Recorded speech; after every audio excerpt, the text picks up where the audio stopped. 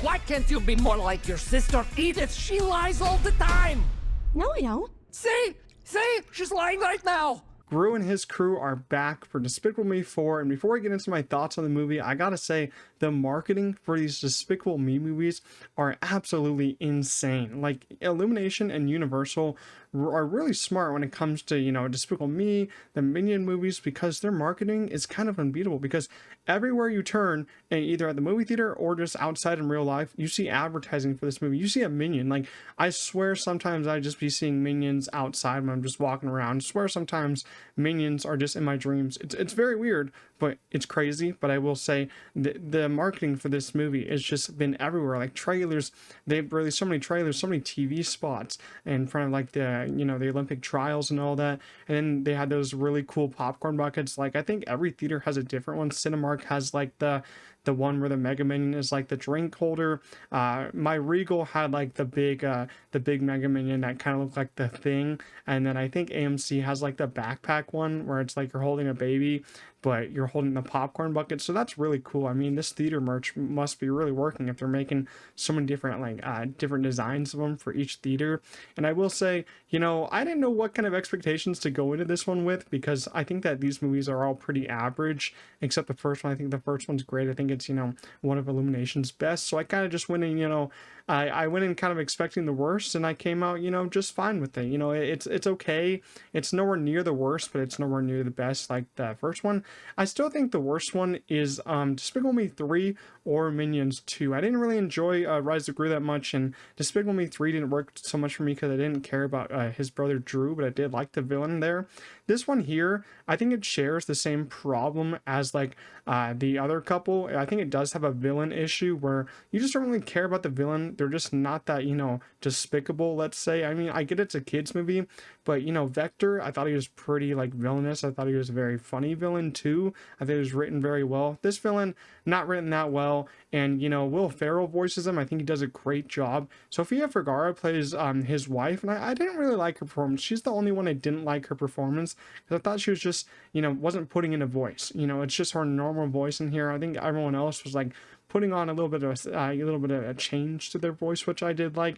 And what I can say about Will Ferrell's villain, Maxime, is that he's disgusting. This man is like a literal cockroach in the movie. It was like a jump scare because I don't like bugs. I don't like cockroaches. So when I saw that, I was like, no.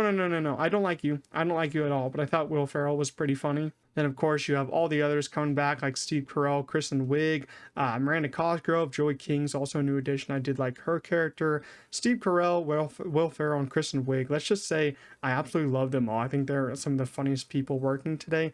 I love love the junket between all of them, how they're all paired together and just couldn't focus on any interview questions. Thought that was hilarious. Lucy doesn't really get a lot to do this time around. Gru gets the most to do, of course, because it's the movie here. I liked what he had to do. I thought it was very funny because they have to go kind of undercover to kind of hide their identities. I thought that was pretty funny.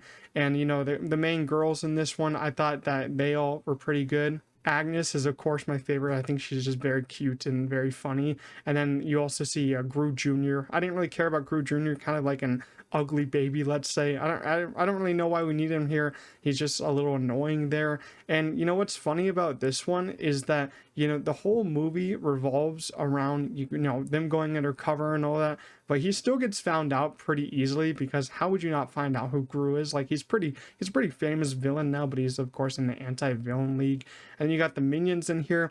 A lot of people hate the Minions. I've seen a lot of people really come out and share their disgust of the Minions. I still love the Minions. I remember seeing the first Minions movie and I was like, oh, I love this movie so much. I think they're so funny, and I think they're just kind of cruel to each other, which makes it even funnier. They're little small guys and they talk in Minionese. I love when I turned on subtitles for like the Minion movies, it said Minions speaking Minionese. I thought that was really funny. And they have a an interesting subplot here. I mean, you've seen the trailers, a couple of them get turned into Mega Minions, so they're kind of like the Avengers, they're kind of like the Fantastic Four. I thought that was a little cool addition. They didn't really do a lot with it, but I did like what they did with it for a little bit. And as I said, it's not like a perfect movie. It's very average animated kids movie because they're playing it like really safe. They don't take any risks with these movies. That's what I think their biggest negative is.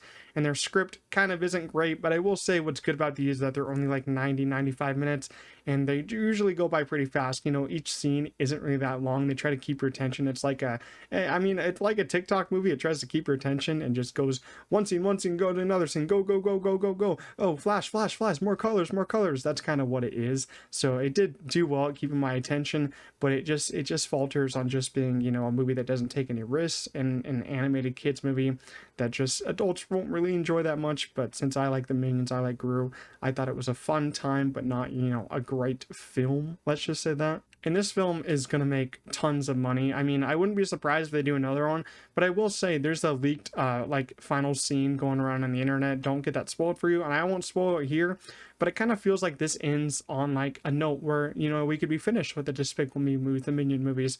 But I wouldn't be surprised if they continue making them, because this movie I think is going to make like 800-900 million worldwide, maybe a billion. And these movies, they only make for like 60 to 80 million dollars on their budget, so that's why they spend so much on, you know, marketing. So like combined with the marketing and budget, I probably spent like 120 million on this.